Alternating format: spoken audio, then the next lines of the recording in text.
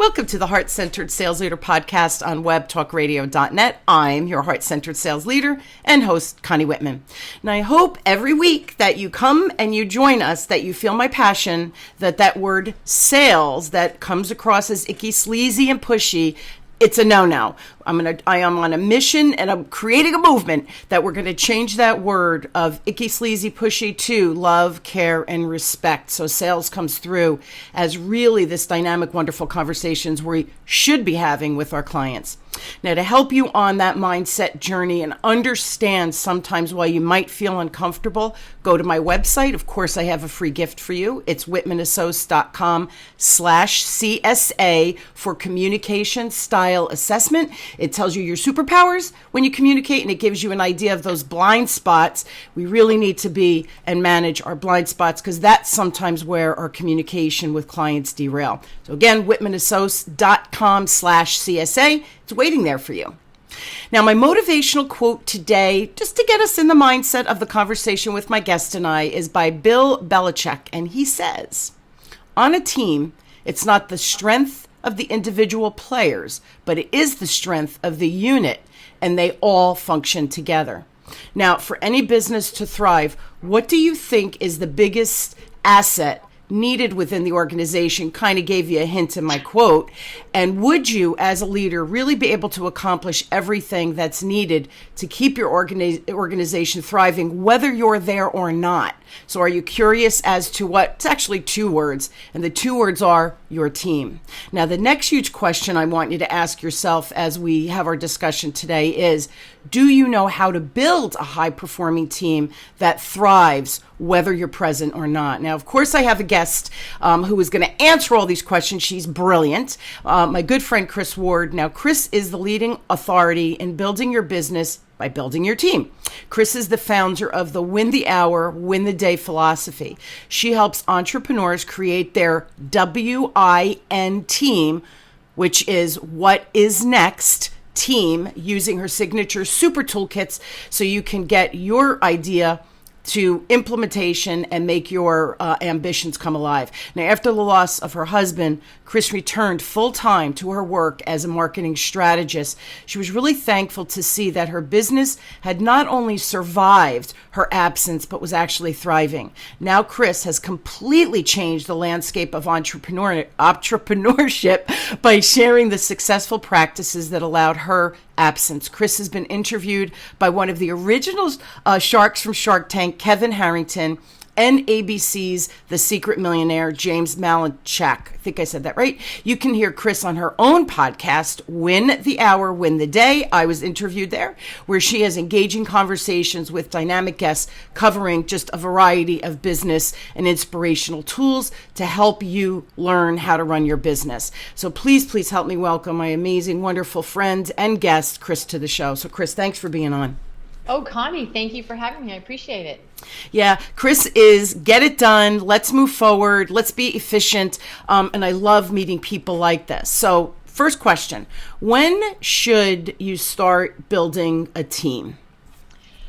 That's a great question, Connie. And we get that probably the most often, when we start working with our group coaching clients and they find me and they that's the first question they ask us. And I would tell you, really, there's two answers. One is day one, and two is the day you want to start, controlling and enhancing and growing your revenue, because you are the bottleneck if you don't have a team.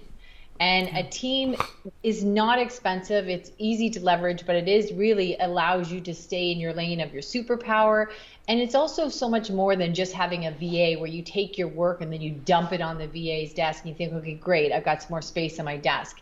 It's really about building an infrastructure that compresses anything that you do that's redundant or that web of admin, so that you're more and more and more in the creation mode, because that's really what being an entrepreneur is about. It's about getting ideas to execution, That's it. That's all that happens with anyone that you look out there on the internet, admire, got some professional jealousy.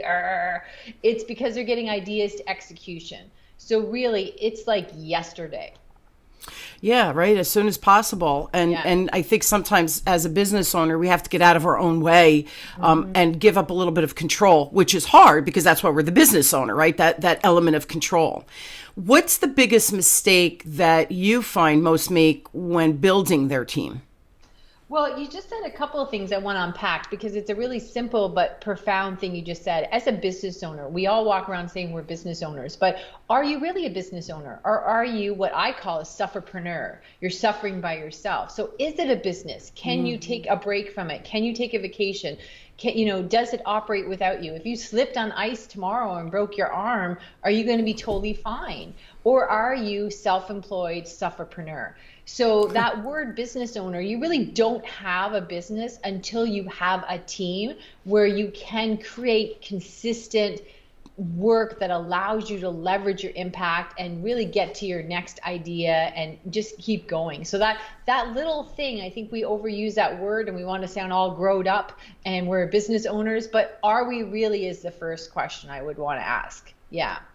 And sorry, as I segued there, what was your question that I didn't pay attention to? Before we get to my question, I want to go a little bit further. So here's what I hear when I do my coaching or I meet clients, right? Yeah. And they say, well, I can't afford that. I can't afford to hire someone to do XYZ that I might not necessarily be good at. That is great. We get that question a lot. Probably with our emails, the most at www.winthehourwintheday.com. That's the number one email we get. And what I would say to you is we live in a magical time. We really, truly do. The world is a very, kind place really when it comes to businesses, because what happens is even like 10 years ago, 8 years ago, if you needed somebody, let's say you said, okay, you know what? I'm a brand strategist and I need to start having more and more impact online. So I've got to do some videos for social media. And then you look around and you go, okay, I can't do that. I just can't. It's not my area of expertise. I'll hire someone. So then you were limited by geography and somebody that was nearby you. And then you had to have a desk and a computer and a software, that they needed to edit the videos. And then you might only need them some weeks for 4 hours and the next week for 2, and maybe some weeks you don't need them at all. But then you're like, they're not going to come to do that after all the overhead and all that stuff. They need a part-time job at least. So now you start giving them more work that isn't in their zone of expertise, their zone of genius. Yeah. So now we're diluting their talent, and that can be frustrating because that's not what they wanted to do. And then also they're not as good at it. And so the spiral continues.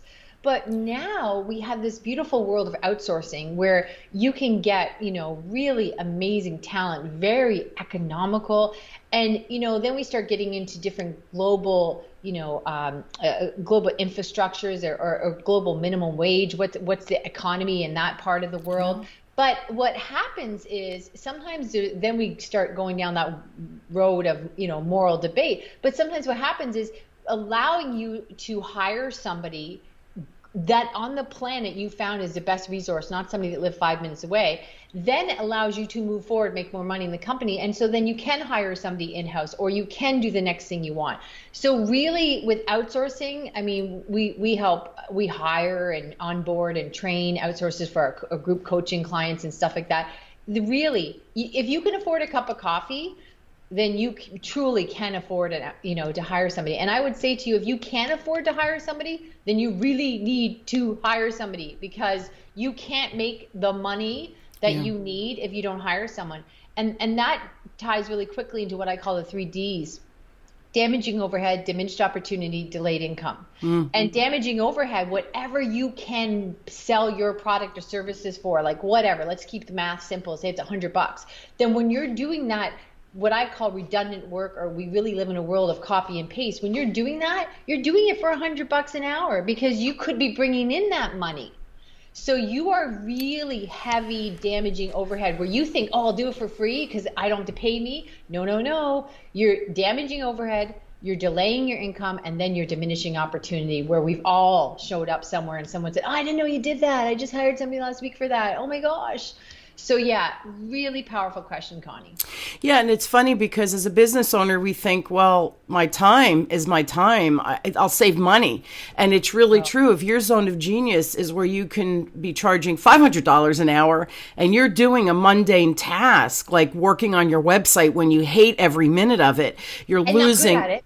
And you're not good at it. Well, that's the other thing too. That's true. So like, I am not a website person. I am not a marketing, sales, two very different things, right? I am not a marketing person. Yeah. So for me to sit down and write copy to put on my website is painful. It takes me probably 5 times as long as it takes somebody who's an expert who could do it in 15 minutes. So now I've wasted time. I've gotten pissed off because it's like, oh my God, I hate this. So instead of thriving in my zone, and you're not good at it. But then also, Kris, the frustration, and then it exhausts you. And then that's another whole spiral of negative. It becomes a negative energy. It's funny that you were saying that. So last year when COVID hit, Kris, prior to COVID, I did everything live training, live speaking events, everything was live. COVID hits March 13th. I get emails from all my clients. Everything is stopping. Well, that meant my income was stopping. My husband lost his job. And so we said, talk about panic that first day. And I said to my husband, well, what do we do? What do we do? Now we had money in the bank, so we knew we were okay, right? But what do we do? Because we didn't know how long COVID was going to last. And I'll tell you, I had a real long conversation with my husband, and I had hired a marketing person the October before. And I said, I'm spending all this money rebranding and building a membership platform, digitizing all of my live stuff, right? And my husband said, you have to keep moving. And I'm like, we're going to deplete the savings. You got to keep moving because this isn't going away anytime soon, which obviously we all had the foresight even at the beginning of COVID, but I had to digitize. So I had to keep spending that money, even though there was zero income coming in. So we're fearful. And listen, everybody that's listening, I get that, but we have to use that element of logic to say, but wait a minute, what's my true objective? And you're right. What do I want to bring to market that's going to change and whoever my clients are, right? That's really at the end of the day, my zone of genius. Yeah. And you bring up really 2 powerful points. And one is, I ask you guys to really imagine, let's say listen, a business, you need money coming in. That's it. When there's no money coming in, it's your community center, right? Yeah. So what I would say is, think about this. You have someone, you want to build a house, and you are a construction person, whatever capacity you have, whatever the key word is, I don't have the lingo for building a house. And you say, all right, I'm going to build this house. Now, even if you could be the electrician, the plumber, and all this other stuff, you can't do it at the same time. You can't overlap those trades. So if you're going to build the house yourself, then it's going to take you 3 or 4 years, even if you had all the skill set, which you don't. You cannot be as good in all those different things or as efficient. So then the plumbing has to be done before this gets done, before that gets done.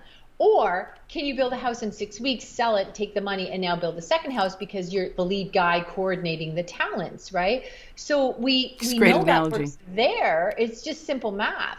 So that's the same thing with you, is whatever you're doing, you need to be doing it more. And in order to do it more, we need to pull you out of the web of admin and get you into the creation stage way more, so that you're creating the next thing and having a bigger impact on your audience.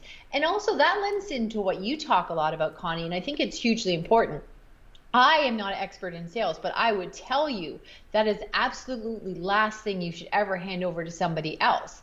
And so creating a W.I.N team, a what is next team, and leaning into what we call our super toolkits, that would give you more and more time to be doing more and more sales, generating more and more sales. Because people say to you, oh, I don't like sales, I'd like to hire somebody for sales. And you're like, oh my gosh, you can't afford it. And you're still finding your way in your business that's only 5, 6, 7 years old. Nobody's going to represent you like you. Like, you have to get out there and get the feedback and figure out what people are gravitating to. So I'm all about what you do. And the power of that is you need more time to do it. That's right. And you have to build, it's so funny. You're spot on. People say to me, I hate sales. you hate sales because it's just like anything else. You don't know how to do it, but you just don't know the process, right? It's just like anything else. But as soon as you learn the process, no one is going to sell as good as you, because you know your business. You know why you built it. You have the passion. You have the integrity. You have the authority, right? You just need to know how to articulate it, which could be taught. That could be taught. The passion behind it and your zone of genius, that can't be taught. It would be really like sending somebody else, even like a good friend or cousin, to a job interview. No, I think I should go. Right? I really want this job. I should go. Yeah, I love it. So now after that little tangent that Kris and I went out on, I'm going to ask my other question, which was, so what do you see as the biggest mistake? And maybe we talked about it already, that most of the businesses that you help, what's that biggest thing with building the team that they kind of have brain farts with? Well, thanks for bringing us back, Connie. Yes, one of the biggest mistakes is not understanding what a team is. And a team doesn't mean volume or numbers or how much you pay, all this other stuff, right? So it really is the concept of a team. So I call it your WIN team, your what is next team. So like I said a little bit earlier, having two big mistakes people make. One is having a VA and then dumping stuff off your desk to get it to the VA's desk and thinking, okay, I've got some clear space in my desk. But that's just really moving piles. What I'm all about is an infrastructure that allows and supports you to be more and more in the creation stage, right? Right now, most entrepreneurs, that are listening, probably your guys are out there doing 80-90% admin work, and you should be doing a good 60% creation, 40% admin. Yeah. And you want your team to be doing that as well, because an ocean lifts a rising tide lifts all ships, right? That's right. So what you want is your team to have creation in their calendar too, not just to be recycling. You want to be more and more and more efficient. If something takes 10 steps, you get it down to 7, you get it down to 6. So that's one thing, is it's not just about moving around piles of work. The second biggest mistake people make is, there's two parts to this.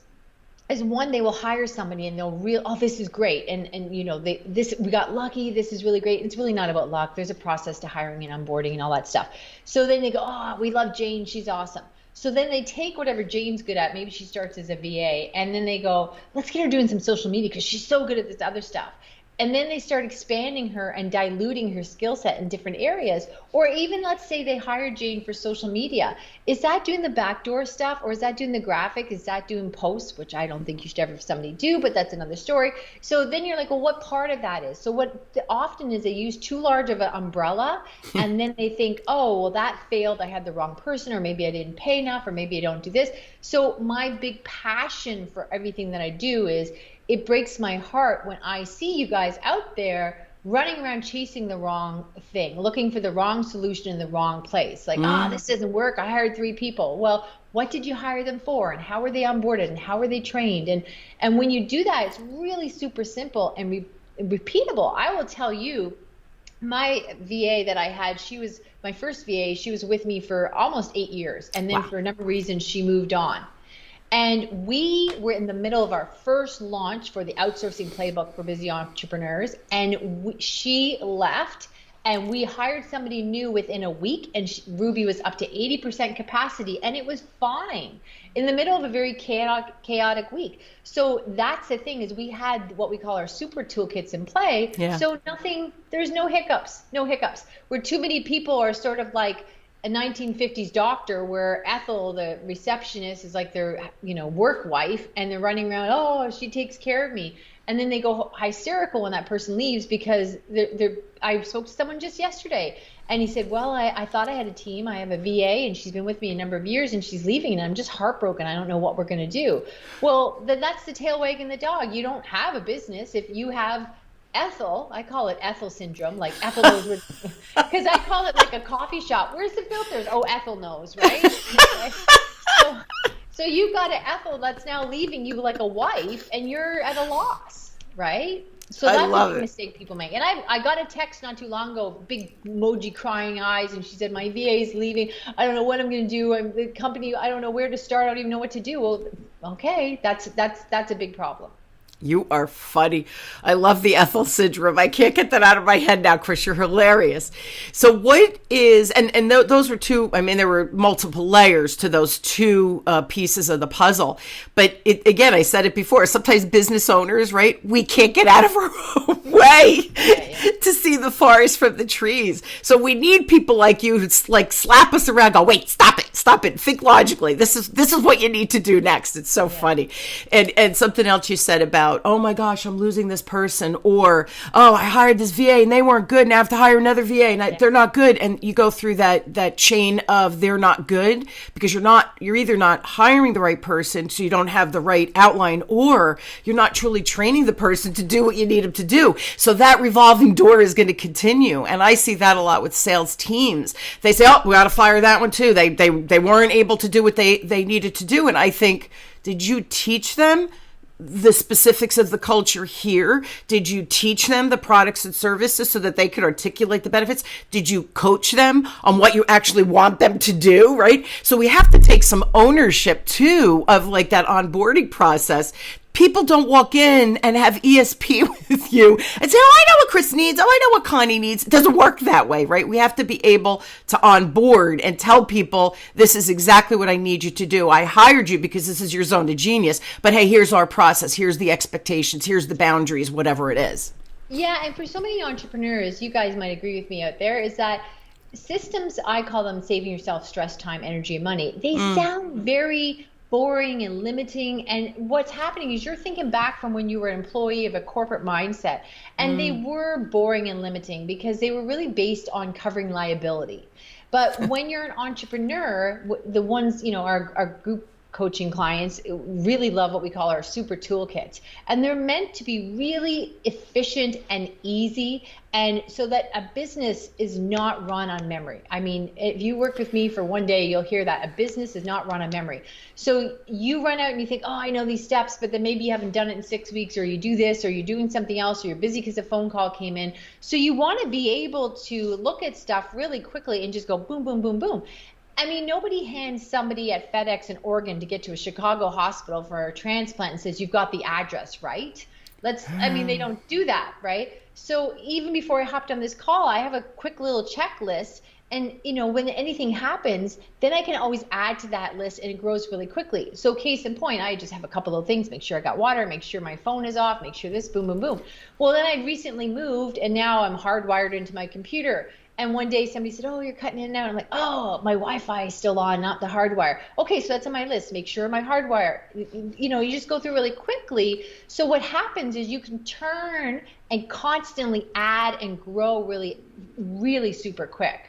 And also, as I tell you this, I want to take it back to one of your earlier questions because it's so important. You said, what about if you can't afford any kind of help? And how this all started for me was, back, I went virtual long before anybody else. Like, even when I had businesses that were 5 minutes away from me, I started meeting with people on Skype because I thought, oh, you don't have to drive there and say, hey, how was your kid? You just move really quickly. You could have 8 appointments in a day instead of 4, right? Yes, I love Zoom for that, by the way. Yeah.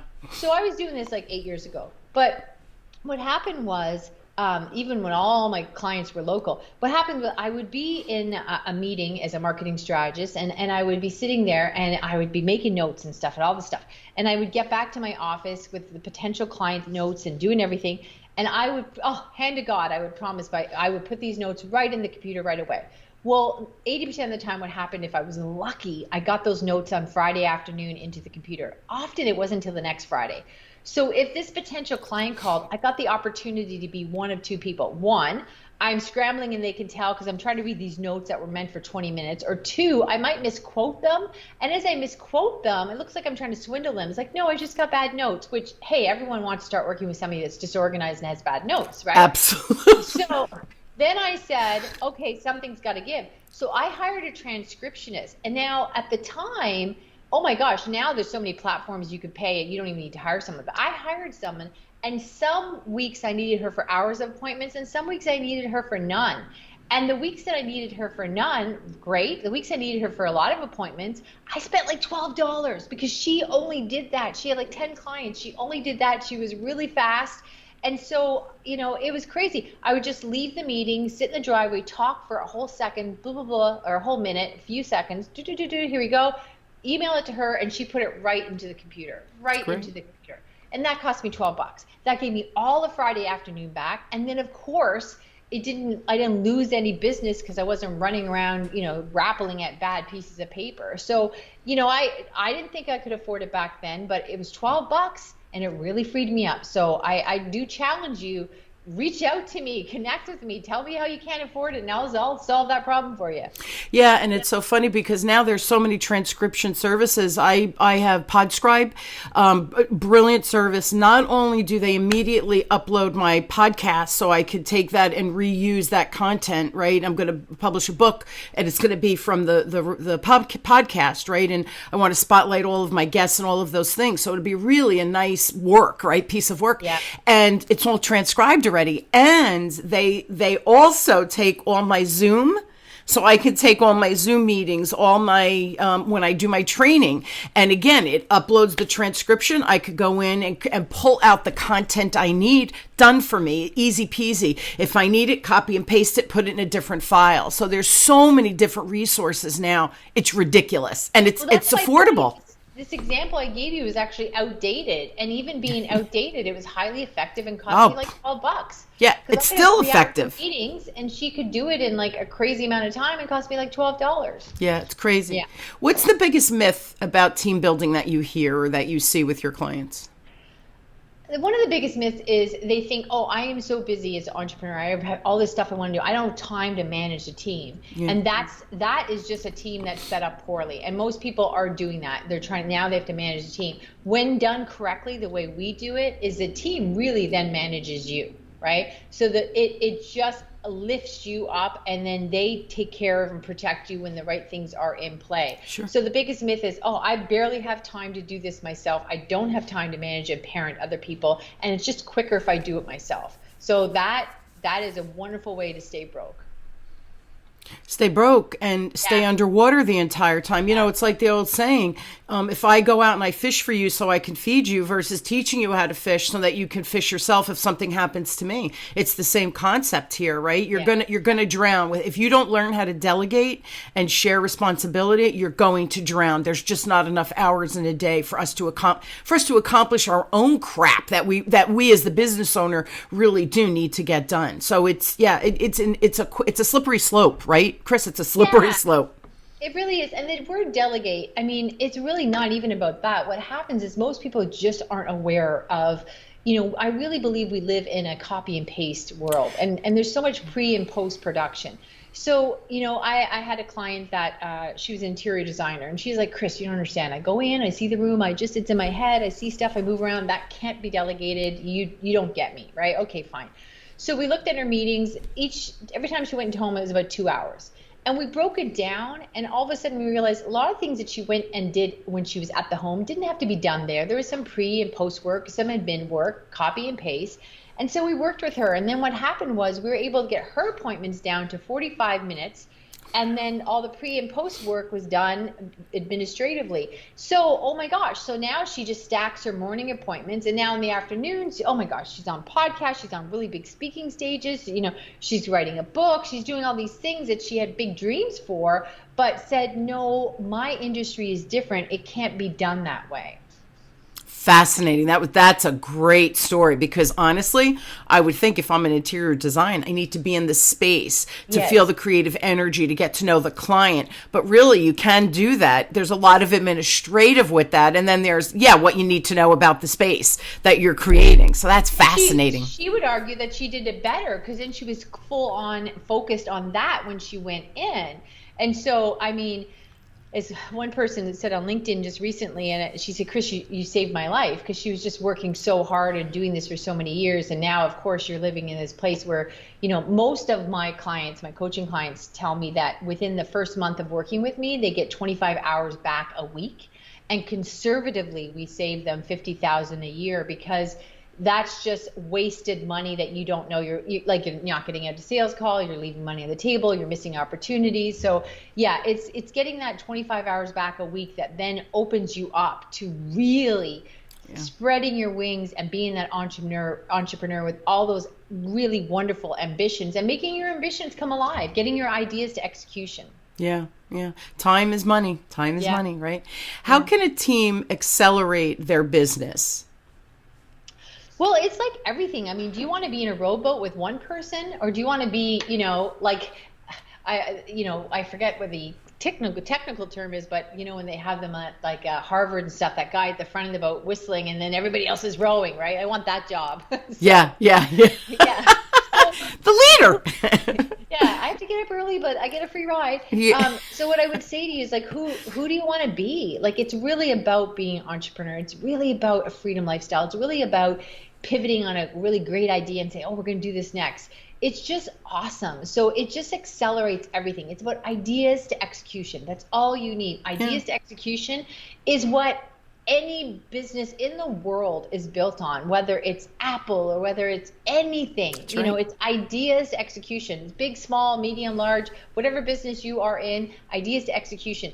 And that gets bogged down with the busyness and what we call the web of admin. Yeah. It really, it's really true. There is so many administrative things that need to get done, but it is what it is. But now we can outsource them. Last question. Everybody's saying, okay. So I need to hire people. Okay. I'll be able to make more money, but really, really break it down for me. How much does it cost for me to build a team? Wow. Okay. So I would tell you, it depends what you're doing, but you can get, part of our group coaching clients, when we start off, we break it down, we identify what your needs are, and we want to give you some pain relief on all that's wearing you down with your work week. And often we will start with a VA, and we interview, we put out the job post, we interview, we do 2-3 steps to our interviewing process before we present them to a coaching client. And 9 times out of 10, you're looking at $5-6 an hour for a really highly talented, skilled virtual assistant if you know what you're looking for, right? And so, it's very affordable. And I know a number of businesses I've worked with too, where what happens is you don't understand that whatever your zone of genius is. So let's say yours is sales. So you're all about the sales. And then you get 1 client and 2 clients and 4 clients. Well, then you try to keep up with that growth, and you somehow magically think the infrastructure or the support or the team is just going to fall into natural play when you're over here. Just because your client base is expanding doesn't mean anything else is growing with it, right? That's right. It's almost like thinking that you're in a house and the more children you have, the more space there'll be. Like, oh, I had another baby, so there'll just be another bedroom built on. Like, it just doesn't grow like that. That's right. So what happens is, a lot of people will tell me that then their business grew and they didn't know what to do. So they really are starting to use vendors. Like, okay, I really want to get a podcast out. So now I've got a podcast management company doing this, or I've got something else doing that. And so they have vendors instead of doing it in-house, and that gets really expensive, right? So I've helped people where we've got rid of a vendor and then gave them somebody a virtual assistant or somebody else to do, and they just could not believe the amount of money that they were saving. Because the business was growing, they were making more money, but they were not making significant enough profits. The profits were remaining the same, and the business was growing, and they were working harder and harder. Yeah. And that's the kind of clients I work with. You're the person that says, oh my gosh, I'm pretty organized. I'm a go-to person for most people in my life. I get stuff done. So then you're under the false sense of, well, there must just be too much stuff to do because That's right. I can't keep up with it, and I'm usually the last stop for everybody else. That's right. And so then you think, I'll just go harder and put my head down and beat my chest and be proud at how hard I'm working. And that's the problem, is you are totally chasing the wrong thing. Yeah. And you know what it comes down to? Pennywise, dollar foolish.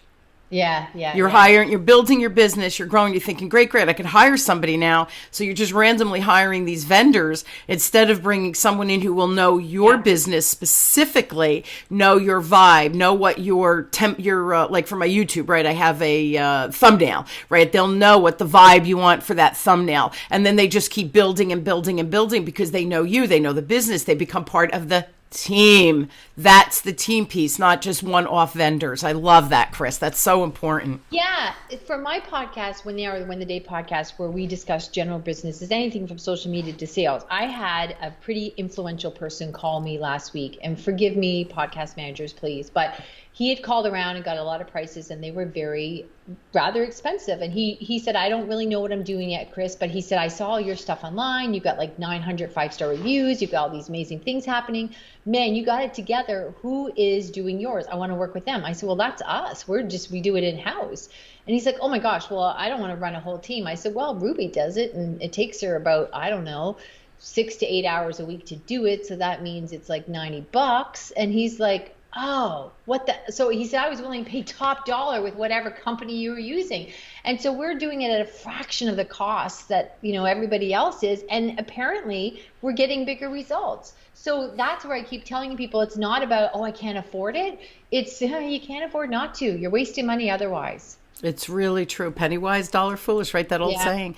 Hey, guys, of course, we're out of time. But Kris is being so lovely and generous, and she has free gifts for us. So go to, and of course, I'll put this on the show notes, but go to free gift from Kris, KRIS.com, freegiftfromkris.com, and there's some free stuff there for you. If you'd like, go ahead. Yep, go ahead. Join, yeah. This week, we're putting up something really special because we get co-op students from high school that come in very talented, very tech savvy. We get about 2, 4, 6, 8, I'd say about 1,200 hours of free labor every year from really high skilled, talented youth. And so we did a whole manual, the secrets to getting 200 hours of free labor from your local schools. And I'm telling you, these kids in grade 12, man, they were born with a cell phone in their pocket. So in their hand. They weren't born with wearing pants. But anyhow, I digress. I say they come out of the womb with a cell phone in hands. Yeah. They came out of the womb with a business suit on. You're right. And then, check that out. And then the website, again, I'll post it, is winthehourwintheday.com. And please check out her podcast, which is Win the Day Podcast, right? Win the Hour, Win the Day podcast. Win the Hour, Win the Day podcast. I was on her show. So, of course, you have to check it out. So, again, winthehourwintheday.com for the website, and free gift from Kris, KRIS.com. And really subscribe to her podcast, because Kris is amazing, has amazing guests, and you see the depth of the information that she provides. So, check out her podcast, Win the Hour, Win the Day. Kris, you are a delight. Thank you so much for being on. Always fun hanging out with you. I feel like we cover so much in like this, it's like a time warp, whoosh, and we go through all of this great information. So thank you for being on and just being a true delight. I'm so happy you're in my life.